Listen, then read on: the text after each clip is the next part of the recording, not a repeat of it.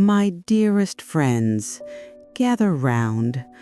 I'm Ilara, and at 78, I spent my mornings in Birmingham tending to my little stand where I sell the freshest, fluffiest scones this side of the Cahaba River. But today, I'm going to take you back, far back, to the red clay roads of Willow Creek, Georgia, in the 1960s.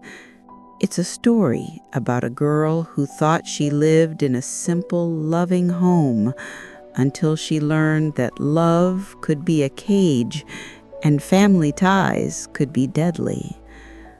My mother, Lenore, was a wisp of a woman with eyes the color of spring moss and a laugh that sounded like wind chimes.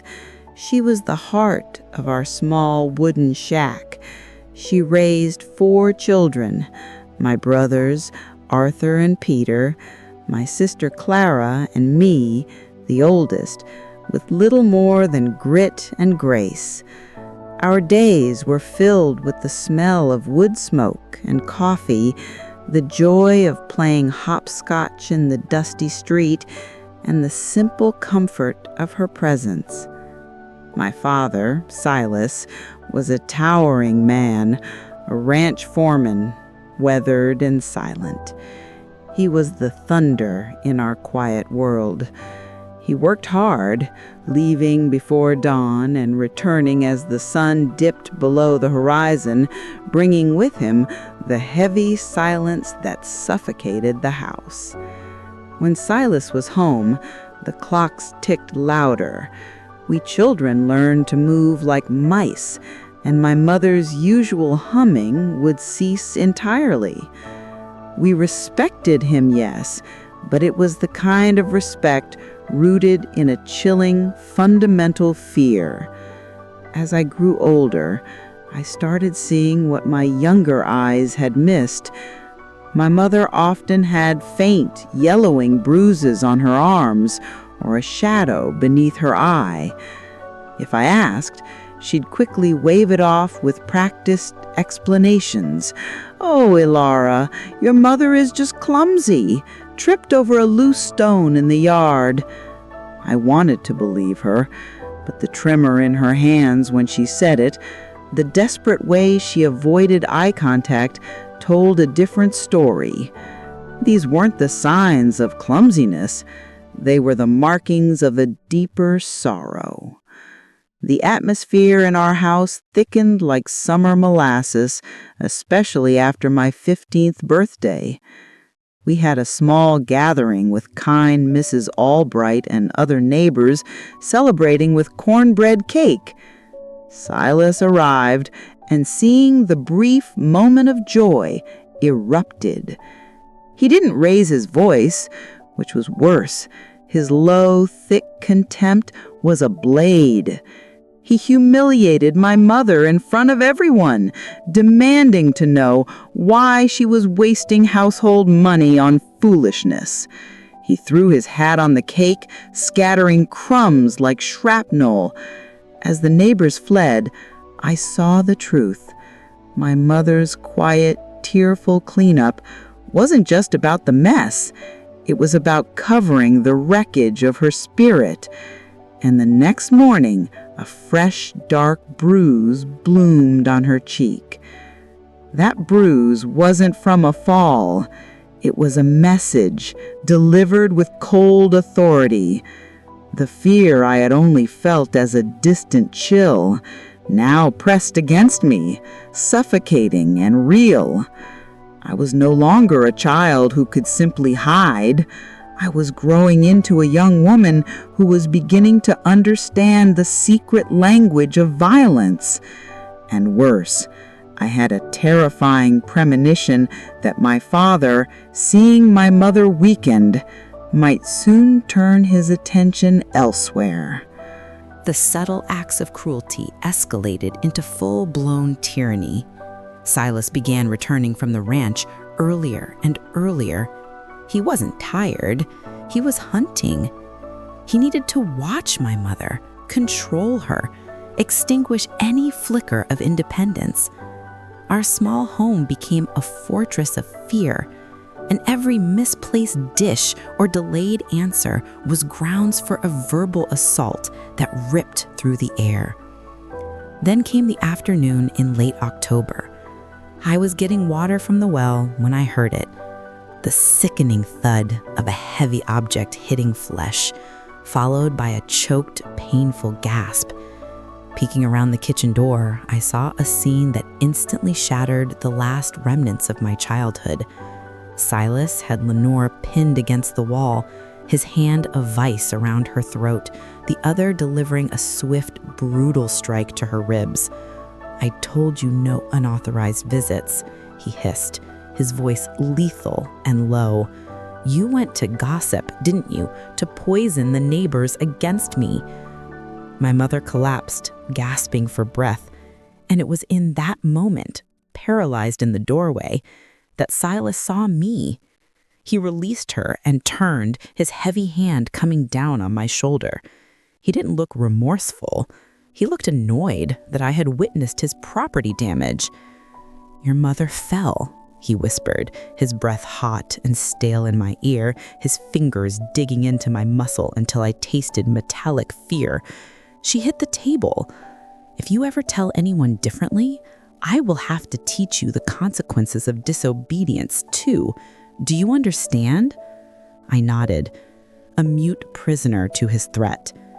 I had become a dangerous witness, and my only value was my silence. The beatings became commonplace, a dark ritual I was forced to observe.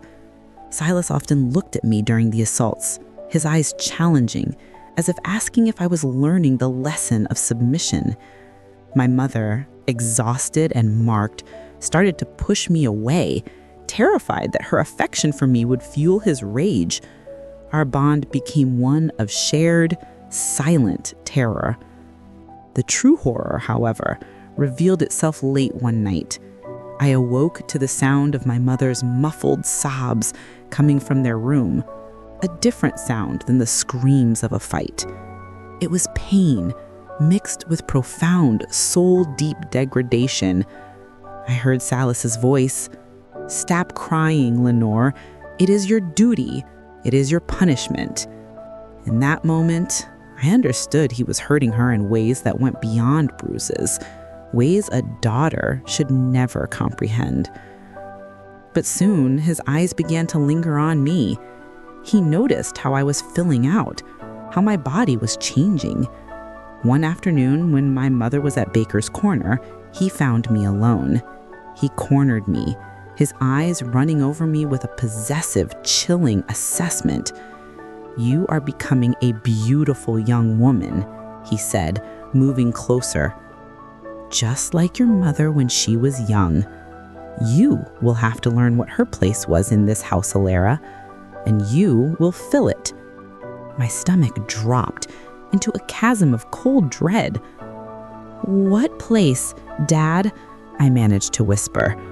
He smiled, a cold, frightening smirk that didn't touch his eyes. "The place of the woman of the house," he replied, closing the gap between us. And I knew with sickening certainty that this was not a warning about chores. It was a declaration that I was his next possession, his next victim. And if I didn't find a way out, I would soon take my mother's place in every terrible, violated way. The air in the house was thick with unspoken violation. I lived in constant fear, avoiding Silas's touch, his gaze, even his shadow. The only solace was the silent exchange with my mother, a desperate, coded warning in her eyes that echoed my own terror. The breaking point arrived on a cold Friday night. My mother had stayed late helping the ladies at the chapel. Silas was waiting in his wooden chair, staring at the clock as the minutes ticked toward sunset. When Lenore finally rushed in, her face pale with guilt and fear, he didn't move. "What time is it, Lenore?" he asked. The stillness in his voice more terrifying than any shout. She stammered out an apology about the pastor needing help, but he cut her off. "You disobeyed me," he stated, rising slowly. "You think you can run free because I work hard? I will remind you of who commands this house." He walked straight to the hook by the door and took down his old, thick leather belt, the one he always kept neatly polished. As he doubled it over, the metal buckle glinting under the kerosene lamp, my little brother Peter started to cry. That's when a fierce, reckless courage flared in me. "Stop, Dad!"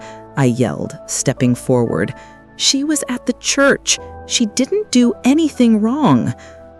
The blood drained from his face as he turned his full, terrifying rage toward me. "You want to learn too? Then you'll learn together." The first strike was not for my mother. It was for me.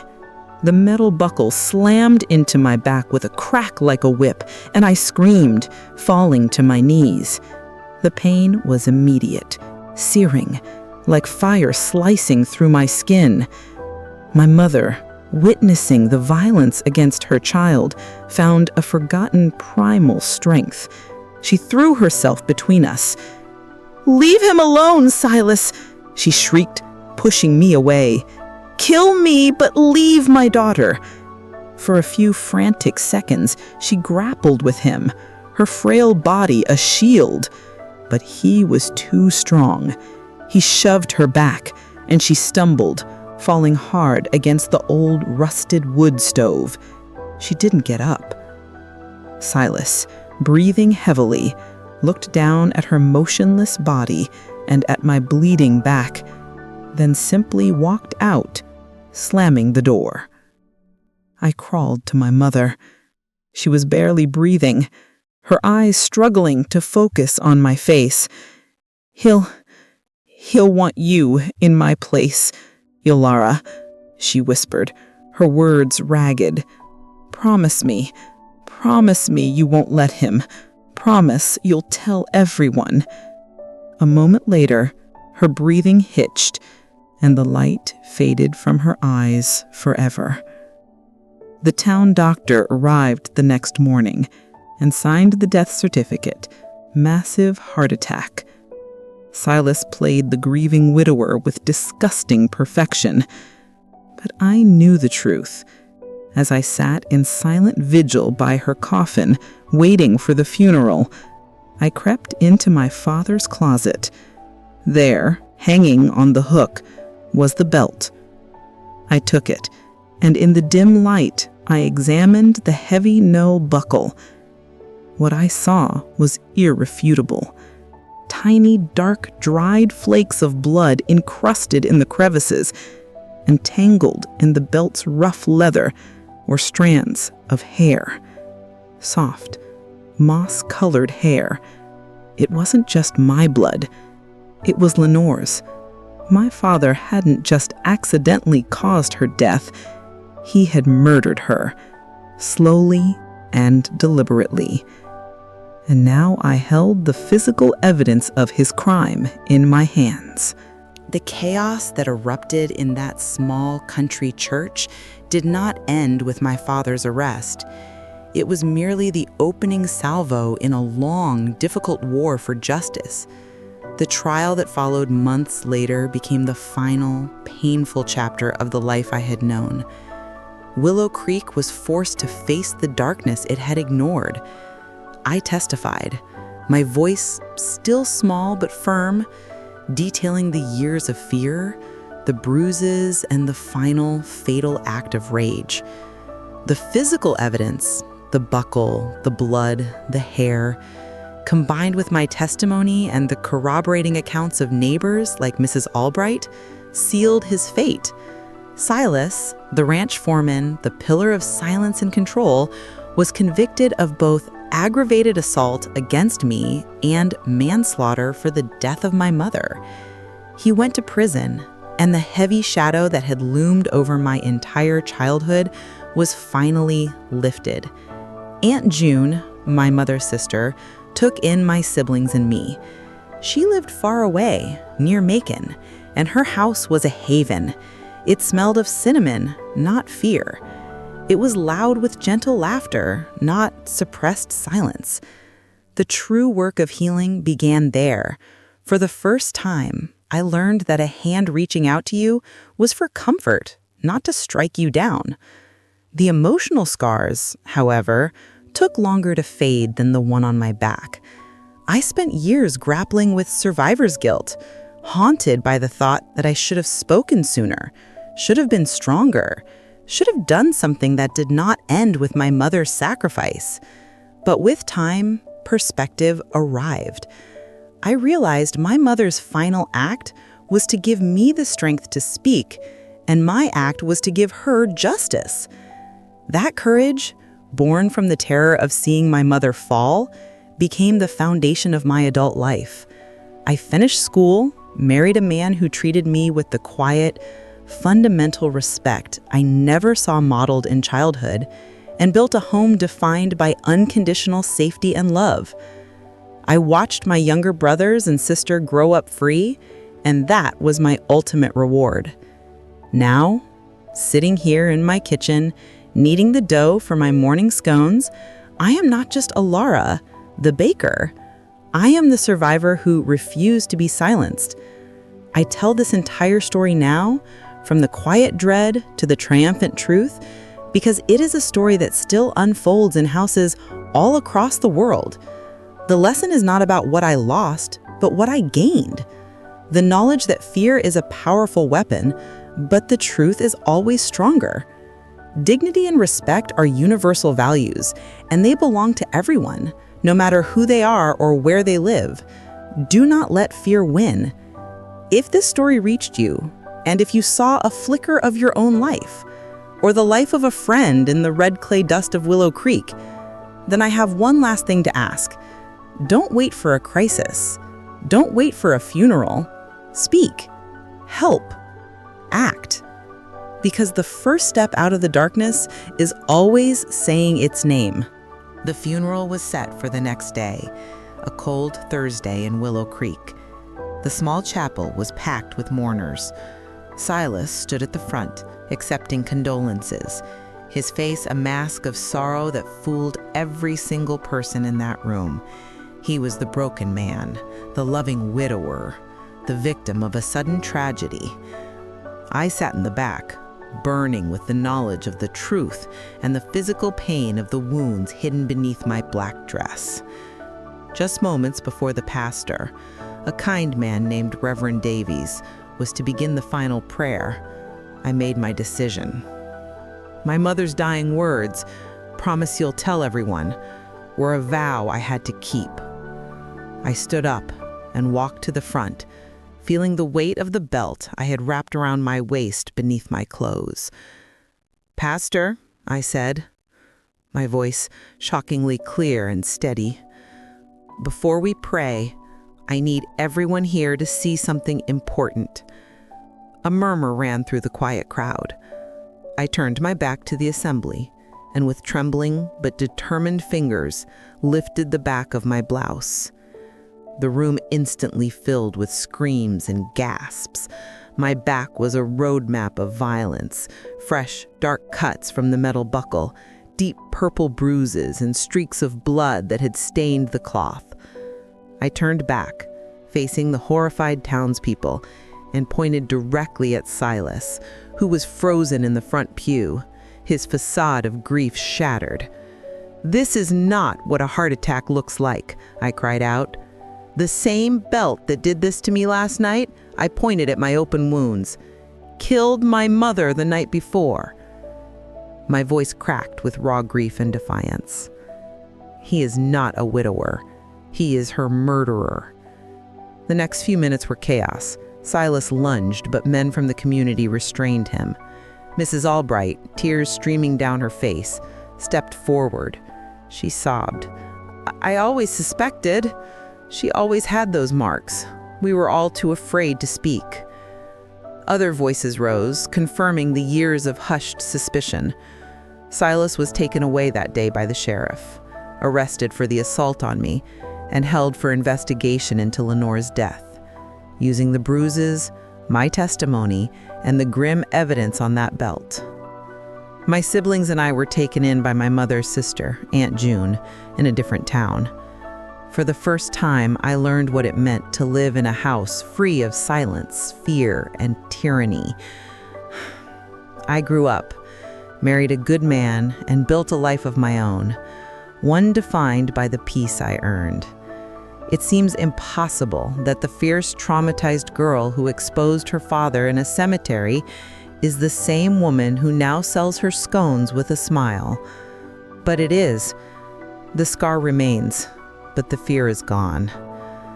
My life today, the peace, the laughter of my grandchildren, the joy of a new day, is the ultimate victory. I tell this story now, not to relive the terror, but to shine a light into the darkness where so many still suffer.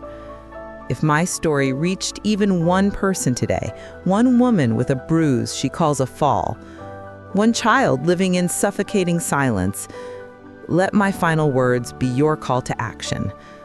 Do not let fear win. Find your strength. Tell your truth. Do it now.